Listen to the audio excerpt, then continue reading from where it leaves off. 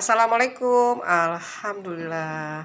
Nah, hari ini bikin lakso ya.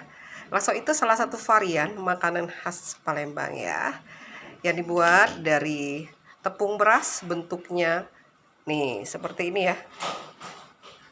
Untuk seperti mie, terus dimakan dengan kuah santan warnanya kuning ya.